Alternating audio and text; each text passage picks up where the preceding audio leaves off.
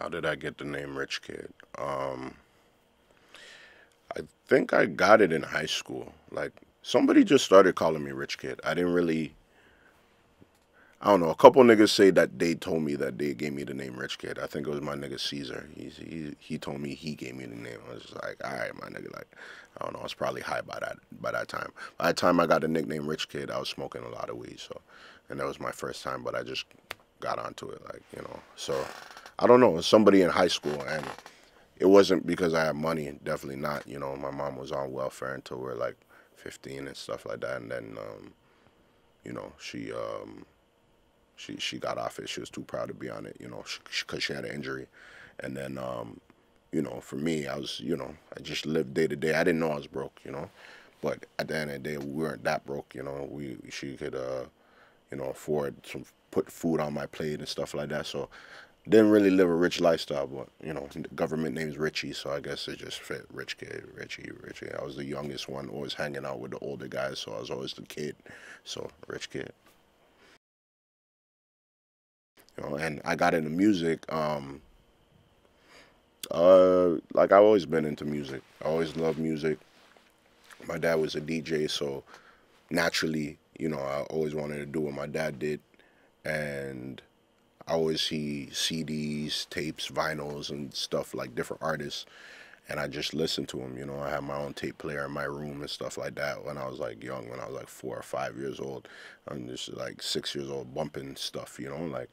Um, and then yeah, I don't know. I guess I got a hold of instrumental CDs, and then started doing my own raps to them and stuff like that. So, you know, it was just a natural progression for me to just get into music because it's always been around my life. Around with the Pine Ridge. Now take it to the valley. Now take it to the valley. Now take it to the valley.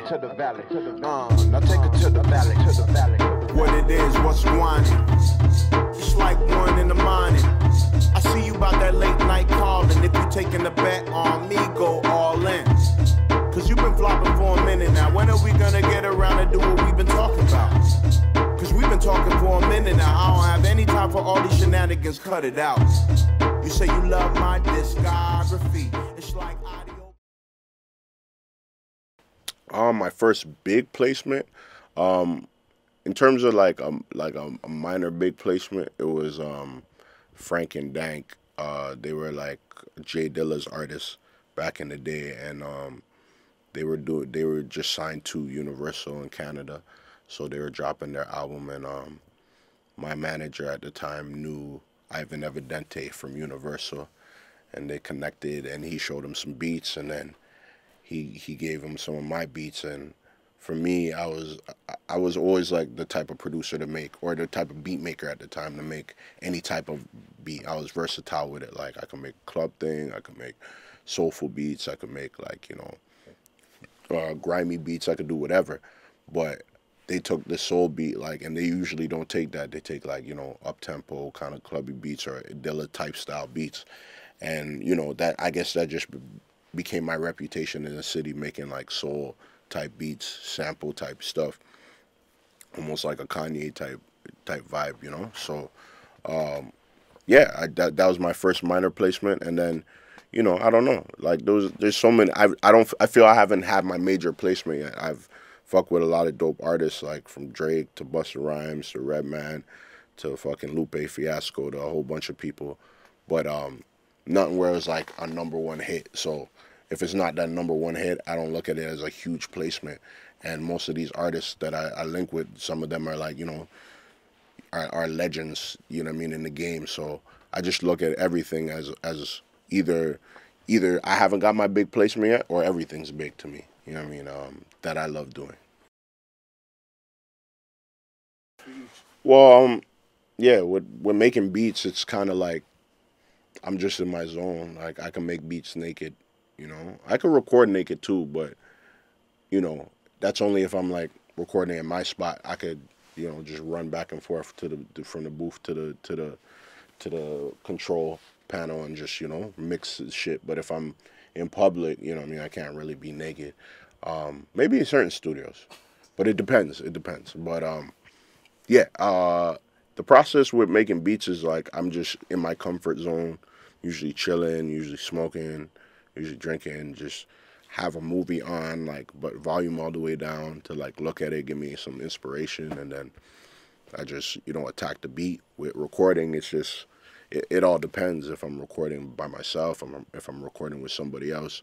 I'm just in the zone kind of writing. Sometimes I write when I'm making the beat, and then when I go into the booth, I'm just, just doing my thing. It's really it's therapeutic in a way, but it's not as therapeutic as making beats. Because making beats, for me, I'm just in my zone. I can relax. I hear melodies. I hear ideas for tracks.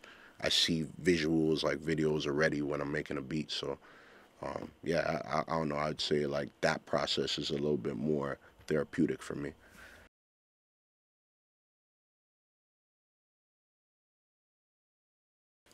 Well, the game changed from like CDs to MP3s and stuff like that. Like, I came in the game when it was like already MP3s and Napsters and all that kind of stuff. But I didn't start like really making beats and pushing it until like maybe YouTube started, when like, I don't know, 2003, 2004.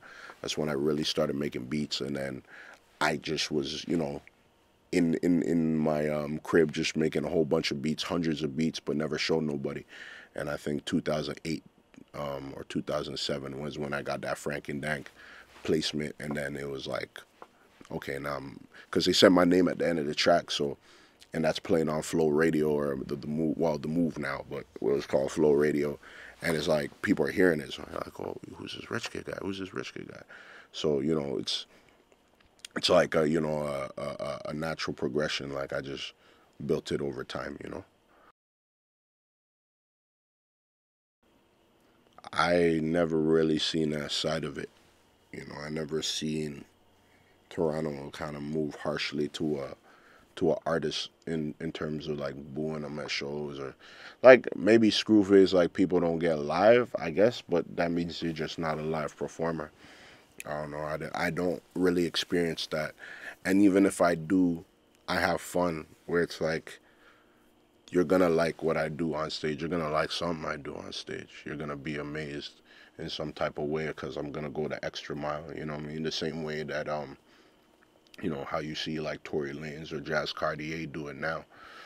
The shit that niggas been doing. Like, it's not nothing new, but these niggas put themselves in more danger. Like, they just be hanging off shit. Like, niggas like me, I'd be crowd surfing, be standing on top of bars, shit like that. If I like the time I did Rogers Center, we did the halftime. I ran up in the fucking stands, and just standing on the stands and just getting the old white people hype, like, for a fucking Argos game. I've never watched a CFL game till that day, and probably won't ever still go fucking Argos. But yeah, I just try to take it to that next limit, when it comes to performances. So with the remix project, um, I used to be a youth in the program, and basically I've just been connected with them ever since. I've been engaged in workshops. I've taught workshops in the program, and they've put me on shows, put money in my pocket, gave me opportunities. So I've always been close with Gavin and Drex, and all the people that kind of run the organization. And it's a not for profit, so it's a free program for youth around the city that have musical aspirations, that want to get into the entertainment business, and then we provide them the resources to do it for 9 months out of the year. They can come in here, um, engage in workshops, use the studio that we got here, use the production room so they can make beats, DJ, podcasting room, like all sorts of stuff. We just got a 200K grant from the city of Toronto to build a new location. So it's going to be down by Sherbourne and Queensquay. So I'm just building with them in the future. Right now, I started working as the facilitator for the music program, and it's been dope. I've taken in 15 youth that are all talented. They all have different skills and different personalities and stuff like that. And actually, I'll invite all of y'all to come to the show we have tomorrow at my club. It's gonna be all of them performing. It's gonna be also their graduation, so it'll be a dope thing to come through. So yeah, so that's what I do with remix. Sunreal. We used to. I think it was either the homie Tasnada, or maybe he had just heard of me from Vancouver. He was looking for production. He hit me up. Um, at that time, he didn't know I rap. I wasn't even really rapping like that. Like I was, and it was on my mixtapes, but I never had put out like a single or nothing like that. So he didn't really know too much about that. He knew I made beats though, so he hit me up on the MSN, and we basically just, you know, we hit it off in a way where I liked some of his music. Um, we worked on a couple of different projects, and then I was going on a tour in like 2010, I think, with DJ Mensa, and it was like a couple dates, like actually about 7, 8 dates around Canada, like from Vancouver to Winnipeg. So, I told him I was coming out there. Him and his homies let me and like three of my other homies stay at the crib. They had this house, full of skateboarders, and as soon as we got there, he blessed us with some weed and shit like that. And we basically drove all the way to Winnipeg, did shows all the way back, and came back to Vancouver. So when I came back, I was just like, yo, we need to work on some shit before I dip out. We worked on a couple joints. This one song called "I'm Already There." And from then on, like that's when he found out, like, yo, you can rap. Like I was like, yeah, of course. Like, you think this is, bro? And yeah, and we just started working heavy from there. You know what I mean? I liked he's just different. Like he understands music in a certain way, where other people from where he's from, just I don't know if they get in the same way. There's a couple dudes out there, Tasnada is one too, that gets it, I mean, there's a couple rappers that get it, but he understands music in a different way, and I always admired that, and we always had good chemistry, so I always wanted to keep that going. Top 10 that I'm bumping right now, that's too many. I'll tell you top 5. Like I'm bumping Big Crit. I'm bumping I'm still bumping that Rick Ross album that came out earlier this year. Um, I'm bumping. What else am I bumping? I bump the same guys. Like I'm not even like listening too much. I'm bumping Damn, the Kendrick. I'm bumping. What's that? Daniel Caesar. Um, and I'm bumping one more other record. Probably the J, the 444. Yeah. I be listening to old niggas. I be listening to like rappers. Like I like rap, you know. Like I like all the other shit too, but I like rap. Like if I'm driving, I want to listen to rap. Like I want to hear some shit that's motivating me, to get somewhere. And that's the thing. Different music motivates different people, but I gotta hear rap.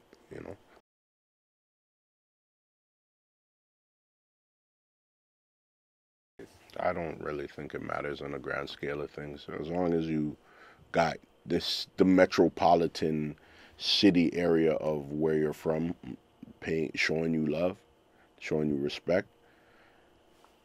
It's like that's I feel like that's the basis of what starts a great career.